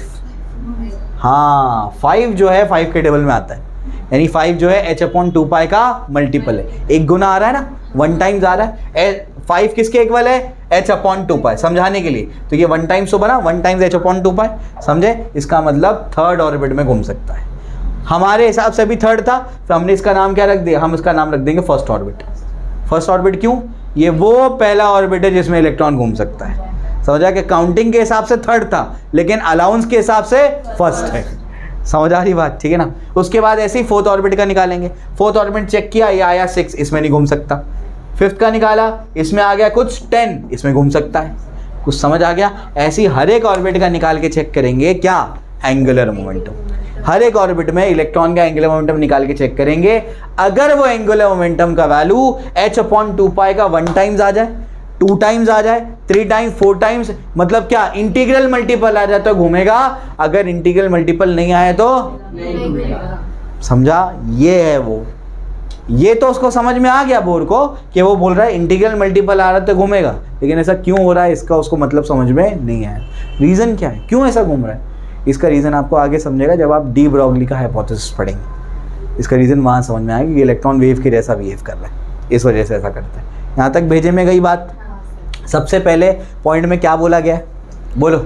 सबसे पहले पॉइंट में क्या बोला गया है, इलेक्ट्रॉन क्या करेगा, इलेक्ट्रॉन क्या करेगा, इलेक्ट्रॉन फिक्स्ड ऑर्बिट में घूमेगा। समझ में आ गया, इलेक्ट्रॉन क्या करेगा, फिक्स्ड ऑर्बिट में घूमेगा। उनको क्या बोलेंगे, ऑर्बिट या फिर स्टेशनरी स्टेट या फिर अलाउड एनर्जी स्टेट्स, ये बोलेंगे इनको, ठीक है। और वो जो ऑर्बिट्स है वो कैसे है, कॉन्सेंट्रिक है। समझ में आ गया, ठीक है। इसके बाद जो है आगे बढ़ते हैं, आगे क्या है बोलो। आगे क्या है, सेकेंड पॉइंट में इलेक्ट्रॉन कंटिन्यूसली एनर्जी रेडिएट नहीं करता। कब रेडिएट करेगा, जब वो हायर एनर्जी लेवल से लोअर एनर्जी लेवल पे जंप करेगा। समझ में आ गया, लोअर से हायर पे कब जाएगा, जब एनर्जी एब्जॉर्ब कर लेगा, ठीक। तीसरा पॉइंट क्या है, इलेक्ट्रॉन जो फोटोन रिलीज करेगा H से L पे आते हुए, वो फोटोन की एनर्जी कितनी होगी, दोनों एनर्जी लेवल के एनर्जी का डिफरेंस। समझे, फ्रीक्वेंसी निकालनी तो क्या करेंगे, EH minus EL divide by H कर देंगे तो उसकी फ्रीक्वेंसी मिल जाएगी। समझ आई बात, ठीक है ना। चलो भाई, ये आपको समझा दिया, उसको क्या बोलते हैं, बोस फ्रीक्वेंसी रूल। और चौथे पॉइंट में क्या बताया गया, वो जो अलाउड एनर्जी स्टेट्स है ना, वो कौन से होंगे, वो वही स्टेट्स होंगे जिसमें इलेक्ट्रॉन का एंगुलर मोमेंटम h/2π का इंटीग्रल मल्टीपल है। फर्स्ट पॉइंट में जो बोला गया था उसकी क्लैरिटी फोर्थ पॉइंट में देता है। कौन सा अलाउड एनर्जी स्टेट है, क्या खासियत है वो स्टेट्स की, कौन सी रिंग में घूमेगा वो, सब रिंग में तो घूम नहीं रहा। न्यूक्लियस के आसपास कितनी रिंग है, इनफाइनाइट। हर रिंग में घूमेगा क्या, नहीं। कौन सी रिंग में घूमेगा, जो रिंग में इलेक्ट्रॉन का एंगुलर मोमेंटम h/2π का इंटीग्रल मल्टीपल, जैसे चक्री होती है ना हमारी चक्री, बिल्कुल वैसी चक्री। कितनी चक्री, कितनी रिंग्स, इनफाइनाइट। तो हर सर्कल में नहीं घूमेगा, स्पेसिफिक सर्कल में घूमेगा। समझ आई बात। वो स्पेसिफिक सर्कल की खासियत क्या है, उसमें इलेक्ट्रॉन का एंगुलर मोमेंटम h/2π का इंटीग्रल मल्टीपल आएगा। समझा, रीजन आगे समझाऊंगा, अभी इतना समझना सफिशिएंट है। क्लियर हो गया, ठीक है ना। चलो भाई, तो ये तुमको मैंने बोर के पोस्टुलेट समझा दी, तो कॉपी कर लो, बुक से रीड कर लो एक बार। चलो, तो ये चीज़ आपको मैंने समझा दी। अब मुझे बस रिजल्ट्स को डिस्कस करना है और बाकी हम लोग नेक्स्ट सेशन में करेंगे इंशाल्लाह। तो बोर थ्योरी हम लोग ने पढ़ ली, बोर के पोस्टुलेट पढ़ लिए। तो पहला पोस्टुलेट क्या कहता है, इलेक्ट्रॉन सर्कल में घूमेगा। ठीक है ना, ऑर्बिट में घूमेगा। सेकंड पोस्टुलेट क्या कहता है, इलेक्ट्रॉन घूमते हुए एनर्जी रेडिएट नहीं करेगा, हायर से लोअर पे जंप करेगा तब एनर्जी रेडिएट करेगा, एनर्जी एब्जॉर्ब करके लोअर से हायर पे जाएगा। ठीक है, इलेक्ट्रॉन जो फोटोन रिलीज करेगा उसकी एनर्जी कितनी होगी, दोनों एनर्जी लेवल का डिफरेंस। और इलेक्ट्रॉन कौन से ऑर्बिट में घूमेगा, जिस ऑर्बिट में इलेक्ट्रॉन का एंगुलर मोमेंटम h/2 पाएगा, इंटीग्रल मल्टीपल आएगा। ठीक, 4 पॉइंट में पूरा पोस्टुलेट खत्म हो गया। ठीक है, चलो भाई अब रिजल्ट ऑफ बोर्स थ्योरी, क्या आपको बोर्स थ्योरी के रिजल्ट है यहाँ से, यानी उसने कुछ कुछ चीज़ें यहाँ पर आपको निकाल करके दी हैं, तो वो आपको यहाँ पर अभी देखना है। ठीक है, चलो भाई, तो वो क्या है आइए इसको देखते हैं। तो यहाँ पर जो है सबसे पहला पॉइंट रिजल्ट्स में, यानी क्या क्या रिजल्ट्स निकले इसके बोर्स थ्योरी के। तो सबसे पहले stationary states for electron numbered 1 2 3, यानी जो ऑर्बिट है, तो these integers are known as principal quantum number. ध्यान सुनो, सबसे पहला ये जो ऑर्बिट का नंबर है ना 1 2 3 अप टू क्या है इन्फिनिटी, कितने ऑर्बिट हो सकते हैं, इनफाइनाइट हो सकते हैं। ये जो आपका ऑर्बिट का नंबर है इसको क्या बोला गया, इसको बोला गया प्रिंसिपल क्वांटम नंबर। क्या बोला गया, प्रिंसिपल क्वांटम नंबर, ये इसको बोला गया। समझ में आ गया। आगे जाके 4 क्वांटम नंबर बताऊंगा आपको मैं, प्रिंसिपल, एजिमुथल, मैग्नेटिक और spin quantum number. 4 quantum number आपको पढ़ने हैं, वो इलेक्ट्रॉन का पूरा एड्रेस बताते हैं। क्या बताते हैं, एड्रेस बताते हैं। उसमें सबसे पहला क्या है, प्रिंसिपल क्वांटम नंबर। तो स्टेशनरी आपका जो स्टेट्स है उनका जो ऑर्बिट का नंबर है, तो ऑर्बिट के नंबर को क्या बोला जाता है, प्रिंसिपल क्वांटम नंबर। इसको मैं PQN बोलूँगा आगे जाके शॉर्ट में। ठीक है, चलो, तो प्रिंसिपल क्वांटम नंबर। उसके बाद second point, radii of stationary states are. Stationary state का अगर आपको क्या करना है, रेडाई लिखना है, रेडियस लिखना है, तो उसका फॉर्मूला यहाँ पर है। मतलब क्या, आपको अगर फर्स्ट ऑर्बिट का रेडियस लिखना है तो आपके पास कोई फॉर्मूला होना चाहिए। सेकेंड ऑर्बिट के रेडियस का फॉर्मूला, हर सर्कुलर ऑर्बिट का फिक्स रेडियस और फिक्स एनर्जी है, तो फॉर्मूला लिखना पड़ेगा ऐसा। ठीक है, चलो भाई, तो यहाँ पर जो फॉर्मूला दिया हुआ है वो है Rn इज इक्वल्स टू क्या है, A0 इंटू n²। ये इसका फॉर्मूला है। n² A0 भी बोल सकते हो, कोई दिक्कत नहीं है। A0 का जो यहाँ पर वैल्यू दिया हुआ है पिकोमीटर्स में 52.9 पिकोमीटर। ठीक है ना, 52.9 क्या है, पिकोमीटर। ये आपका क्या है, फॉर्मूला है। ठीक है, चलो, इस तरीके से अपने को समझा। एंगस्ट्रॉम यूनिट में भी कह सकते हैं, अभी जो दिया है उसको वैसे याद कर लो। ठीक है, तो अब अपने को क्या करना है, अब अपने को समझो। फॉर एग्जाम्पल मुझे फर्स्ट ऑर्बिट का रेडियस निकालना है, तो n का वैल्यू क्या पुट करूंगा मैं, 1। तो R1 क्या हो जाएगा बताओ जल्दी से, A0 इंटू क्या होगा, 1 का स्क्वायर। A0 कितना है, 52.9 पिकोमीटर, यानी फर्स्ट ऑर्बिट का रेडियस कितना होता है, 52.9 पिकोमीटर। पिको मतलब 10⁻⁻12, पिको मतलब 10⁻⁻12, यानी फर्स्ट ऑर्बिट का रेडियस है 52.9 इंटू 10⁻12 मीटर। समझा, फर्स्ट ऑर्बिट का रेडियस आ गया। समझ आ रही बात, ठीक है ना। सेकेंड ऑर्बिट का रेडियस निकालना, बताओ क्या करना पड़ेगा, 52.9 इंटू क्या हो जाएगा, 2 का स्क्वायर। ठीक है, बोलो जल्दी से, क्या होगा, 52.9 इंटू क्या होगा, 4 इंटू 10 कितना होगा, -12 मीटर। समझ आ गया, ऐसे आप निकाल सकते हो। फिर आगे तो अलग अलग ऑर्बिट का क्या निकाल लोगे, रेडियस निकाल लोगे। फॉर्मूला क्या है, Rn इज इक्वल टू क्या होगा, A0 इंटू n²। A0 का वैल्यू कितना है, 52.9 पिकोमीटर। समझा, क्लियर हो गया। चलो भाई, तो ये चीज़ हो जाती है। इसको मैं ऐसा नहीं लिखता था, इसको मैं लिखता था 0.53 एंगस्ट्रॉम यूनिट, ऐसा भी लिख सकते हैं। एंगस्ट्रॉम ये हो जाएगा n² एंगस्ट्रॉम यूनिट, ऐसे भी लिख सकते हैं। यानी ये पिकोमीटर में है ना, इसको मैंने क्या लिख दिया, एंगस्ट्रॉम यूनिट। एंगस्ट्रॉम यूनिट मतलब 10⁻10 मीटर। 1 एंगस्ट्रॉम यूनिट क्या होता है, 10⁻10 मीटर। कहीं कहीं पे काम आएगा ये, ठीक है, लिख करके रख लेना उसको, बुक में नहीं दिया, एक्स्ट्रा बता दिया तुमको मैंने। ठीक है, चलो, ये हो गया। तो 2 चीज़ें समझ में आ गई। ऑर्बिट का जो नंबर है उनको क्या बोला जाएगा, प्रिंसिपल क्वांटम नंबर। दूसरा, अगर किसी भी ऑर्बिट का रेडियस निकालना है तो फॉर्मूला है, क्या फॉर्मूला है, Rn इज इक्वल्स टू, ऐसे याद रखो। मैं कैसे याद रखता था पता है, शॉर्ट में 0.5 n², शॉर्टकट फॉर्मूला। 0.53 क्या होगा, 0.5 होगा, तो क्या होगा, Rn इज इक्वल्स टू क्या होगा, 0.5 n²। अब 0.5 को मैं 1/2 कर सकता हूँ, तो कैलकुलेशन में ईजी हो जाएगा, सिर्फ आधा करना उसका। समझ आ रहा है, शॉर्टकट समझा रहा हूँ मैं तुमको।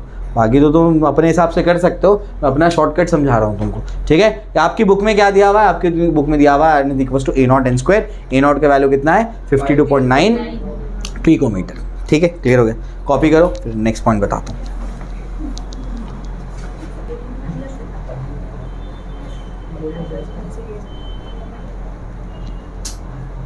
कौन मूव किया, पैर लगा किसी का इस पे? तो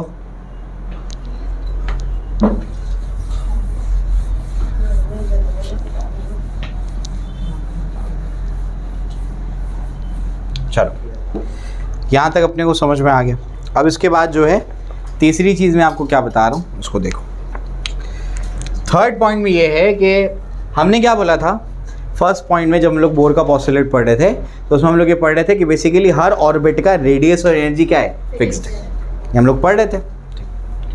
तो रेडियस का फॉर्मूला तो देख लिया, क्या फॉर्मूला है, r n is equal to क्या होगा 52.9 इंटू एन स्क्वायर पिकोमीटर, ये फॉर्मूला है, ठीक। अब अपने को क्या करना है, अब अपने को एनर्जी निकालनी है हर एक स्टेट की। तो अगर एनर्जी निकालनी है तो उसके लिए फॉर्मूला आपकी बुक में दिया हुआ है -RH इंटू 1/n²।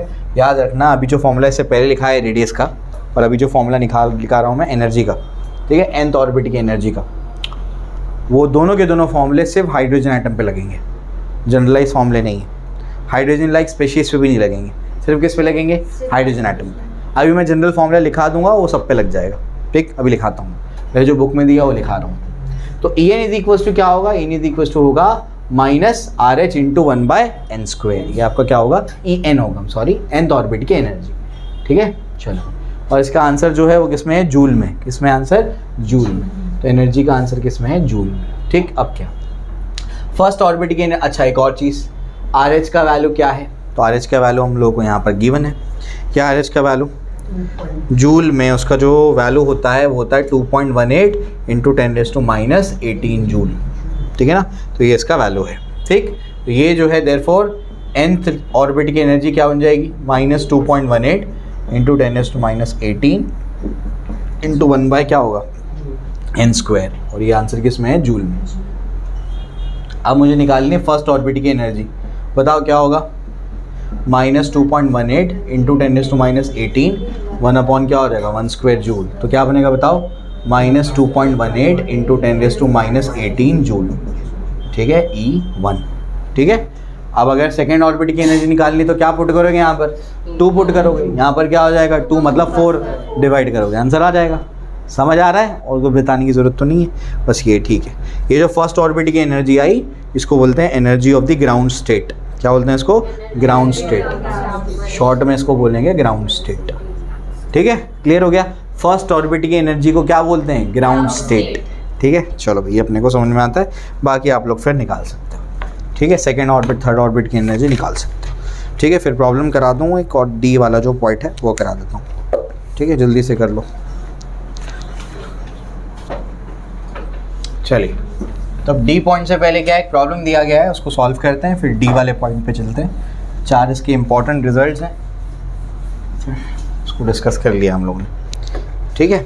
चलो, ऑलमोस्ट बोर मॉडल यहाँ पर कंक्लूजन पे है, बस लिमिटेशंस वाला पार्ट कल करा दूंगा, बोर मॉडल ख़त्म हो जाएगा, और उसके बाद क्या स्टार्ट हो जाएगा, उसके बाद स्टार्ट हो जाएगा क्वांटम मैकेनिकल मॉडल, जो मॉडल अभी चलता है, ठीक है ना। चलो, तो आ जाओ, प्रॉब्लम 4.6। प्रॉब्लम 4.6 क्या है, how many electrons are present in this and this, 3 species दी गई है। Which of these are hydrogen like species, इनमें से कौन सी हाइड्रोजन लाइक स्पेशीज है। तो हाइड्रोजन 2 1, हीलियम 2, और उसके बाद जो है He+, ये अपने को दिया गया है। तीनों में क्या निकालना है, नंबर ऑफ इलेक्ट्रॉन्स निकालने, ठीक है ना। और अपने को क्या निकालना है, इनमें से कौन सा हाइड्रोजन लाइक स्पेशीज़ है, ठीक है। तो हाइड्रोजन लाइक स्पेशीज़ क्या होती है, बोलो। अच्छा, पहले नंबर ऑफ इलेक्ट्रॉन निकाल लो। नंबर ऑफ इलेक्ट्रॉन का फॉर्मूला बताया था मैंने, बोलो क्या था नंबर ऑफ इलेक्ट्रॉन निकालने का फॉर्मूला। अच्छा, चेक करो बुक में, Z- charge, number of electrons का फॉर्मूला क्या है, Z माइनस चार्ज लिखाया था ना मैंने। फिर वो सिर्फ न्यूट्रल एटम के लिए होता है, number of proton equals to number of electron. अगर चार्ज स्पीशीज आ गई तब क्या करोगे, ये लगाओगे ना। ये जनरल फॉर्मूला है Z माइनस चार्ज। अब बताओ फर्स्ट केस में H21 है, A कितना है 2, Z कितना है 1, नंबर ऑफ इलेक्ट्रॉन निकालो। 1 माइनस चार्ज उस पर है क्या, नहीं, कितना है 0, तो आंसर आएगा 1। समझा, इस पे कोई चार्ज है क्या, नहीं, चार्ज दिख ही नहीं रहा है। ठीक। सेकेंड केस हीलियम, Z का वैल्यू कितना है 2। ऊपर का मुझे क्या लेना देना है, A से क्या लेना देना, बताया था ना, ऊपर A होता है नीचे Z, A2Z, ठीक है ना। चलो भाई Z का वैल्यू 2, बोलो नंबर ऑफ इलेक्ट्रॉन कितना होगा, बोलो Z माइनस चार्ज, यानी क्या होगा 2 माइनस 0, यानी क्या होगा 2। ठीक। तीसरा बताओ जल्दी, हीलियम He प्लस, यहाँ तो कुछ दिया नहीं है, लेकिन एटॉमिक नंबर तो क्या होगा 2 ही होगा। He प्लस दिया है ना, एटॉमिक नंबर दिया है, एटॉमिक नंबर तो 2 ही होगा, क्योंकि ये भी हीलियम है वो भी क्या है हीलियम। समझ में, एटॉमिक नंबर चेंज नहीं होता, चार्ज आए नहीं है। एटॉमिक नंबर क्या है, नंबर ऑफ प्रोटॉन, वो चेंज नहीं होता, समझे। एटॉमिक नंबर Z का वैल्यू क्या है 2, समझे। नंबर ऑफ इलेक्ट्रॉन बताओ, ये नियॉन नहीं है, नंबर ऑफ इलेक्ट्रॉन्स है, क्या ये नंबर ऑफ इलेक्ट्रॉन, बोलो कितना है Z 2 माइनस चार्ज कितना है 1, चार्ज प्लस 1 है ना, तो ये फॉर्मूला लगेगा 2 माइनस 1 1। अब समझा, इसलिए लिखाया था वो फॉर्मूला तुमको मैंने, ठीक है ना। वो बच्चा बातें तो कोई भी बता देगा, ये सब प्रॉब्लम में फंसोगे तुम आगे फिर, इसलिए स्टार्ट से जनरल फॉर्मूला बता रहा हूँ। क्या है इसका फॉर्मूला, Z माइनस चार्ज। अब ये हो जाएगा 2 माइनस 1 1। अब ये तो हो गया नंबर ऑफ इलेक्ट्रॉन, या 1 इलेक्ट्रॉन या 2 इलेक्ट्रॉन या 1 इलेक्ट्रॉन। हाइड्रोजन लाइक स्पेशीज मतलब जितने इलेक्ट्रॉन हाइड्रोजन में उतने इलेक्ट्रॉन उस स्पेशीज में होने चाहिए। कितने इलेक्ट्रॉन होते हैं हाइड्रोजन में, हाइड्रोजन एटम में कितने इलेक्ट्रॉन होते हैं, न्यूट्रल एटम में कितने प्रोटॉन होते हैं हाइड्रोजन में, 1 होता है ना। एटॉमिक नंबर क्या है, अरे इतना क्या तुम लोग सोच रहे हो, एटॉमिक नंबर क्या है 1, तो कितना प्रोटॉन हुआ 1, कितना इलेक्ट्रॉन हुआ 1, तो इसमें से किसके पास 1 इलेक्ट्रॉन है 1 और 3, तो 1 and 3 are hydrogen like species. समझे, ये 1 और 3 क्या है हाइड्रोजन लाइक स्पेशीज। कॉपी करो। चलो, तो ये तो हम लोगों को समझ में आ गया। अब इसके बाद ध्यान ये रखना है डी वाले पॉइंट में कि जो बोर की थ्योरी है वो सिर्फ हाइड्रोजन एटम नहीं, हाइड्रोजन लाइक स्पेशीज पे भी लगता है। हाइड्रोजन लाइक स्पेशीज मतलब हीलियम पे नहीं लगेगा, लेकिन हीलियम आयन पे लग जाएगा। हाइड्रोजन लाइक स्पेशीज कौन होती है, जिनमें 1 इलेक्ट्रॉन होता है, सिंगल इलेक्ट्रॉन सिस्टम, ठीक है ना। चलो भाई, तो डी पॉइंट में याद रखना है कि बोर्स एटॉमिक मॉडल एप्लीकेबल किसके लिए, ये हाइड्रोजन लाइक स्पीशीज के लिए क्या है ये एप्लीकेबल है। हाइड्रोजन लाइक स्पीशीज क्या होती है, 1 इलेक्ट्रॉन सिस्टम या सिंगल इलेक्ट्रॉन मॉडल, ऐसे लिख दो उसका, सिंगल इलेक्ट्रॉन सिस्टम। ठीक, तो अगर ऐसा होगा तो उसके लिए अभी जनरल फॉर्मूला लिखना पड़ेगा, क्योंकि हर एक का एटॉमिक नंबर 1 थोड़ी होता है। तो एटॉमिक नंबर जब चेंज होगा तो एटॉमिक नंबर को वहाँ पर इंक्लूड करना पड़ेगा फॉर्मूले में। तो ये Rn का जो फॉर्मूला है वो 52.9 और ये है आपका n स्क्वायर बाय z। क्या फॉर्मूला है, n square by z picometre, ये जनरल फॉर्मूला है। अब जब हाइड्रोजन होगा तो यहाँ पर z का वैल्यू क्या होगा 1, तो फॉर्मूला फिर से वही बन जाएगा 52.9 n स्क्वायर पिकोमीटर। समझ आ गया। तो अब कोई भी हो हाइड्रोजन लाइक स्पेशीज जो आपकी बुक में दी है वो लिख देता हूँ मैं। हाइड्रोजन लाइक स्पेशीज यहाँ पर दी है, जैसे एग्जाम्पल के तौर पे He+, ठीक है ना, Li+2 या फिर Be+3, ये सब क्या है हाइड्रोजन लाइक स्पेशीज है। समझे, ठीक है ना। तो इस तरीके से आपको क्या करना पड़ेगा, जो भी एलिमेंट है उसका यहाँ पर Z पुट करना पड़ेगा, 2 3 4 जो भी यहाँ पर आएगा। ठीक है, क्लियर हो गया। चलो, तो ये जनरल फॉर्मूला है। उसके बाद जो है अगर एनर्जी का फॉर्मूला यहाँ पर हम लोग लिखेंगे तो वो है -2.18 × 10 - 18 और ये आपका क्या है Z² bye n square joule. ठीक है, तो वो फॉर्मूले याद करने से बेहतर है कि ये फॉर्मूला याद करो। ठीक है, क्योंकि ये क्या है जनरल है। अब हाइड्रोजन होगा तो Z की जगह क्या आएगा 1, तो 1/n² अपने आप हो गया वही फॉर्मूला। समझा, यही तो लिखा है ना, कि -2.18 इंटू 10⁻18 1/n² जूल। ठीक है ना, क्लियर हो गया। तो ये फॉर्मूला जो है जनरलाइज फॉर्मूला है, इसको लिख लो जल्दी से। वेलोसिटी का फॉर्मूला बुक में दिया नहीं, एंट्रेंस की क्लास में बताऊंगा।